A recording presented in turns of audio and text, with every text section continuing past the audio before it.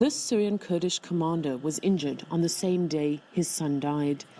But he didn't have time to bury his boy, who fell next to him in battle because he needed to get himself to hospital and fast. 2 bullets in his leg, and he was losing blood. And so he lied to the Turkish army that let him cross the border. Of course, if they would known I was a fighter, they would have arrested me and not let me into Turkey. As Kobani burns, injured Kurdish fighters are smuggling themselves across the border for treatment in Turkey. And then it's the same arduous journey back to join their brothers in arms. If the Turkish army looked at my injuries closely, they'd have known I'm a fighter, but of course I said I was a civilian. Bave was hit in his back 5 days ago. He meets us hours after coming out of hospital. By tonight, he hopes to be back in Kobani. We crossed through the back paths illegally.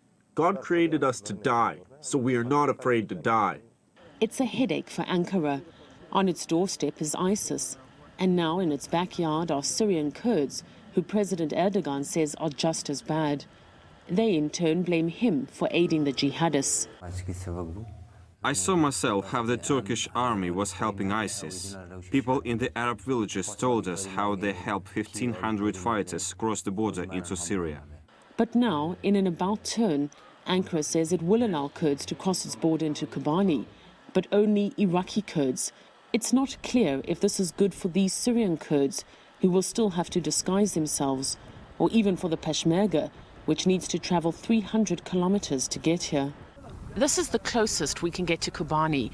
The Turkish tanks are in position as they have been for the better part of 2 weeks, just in case Kobani gets a little closer to them.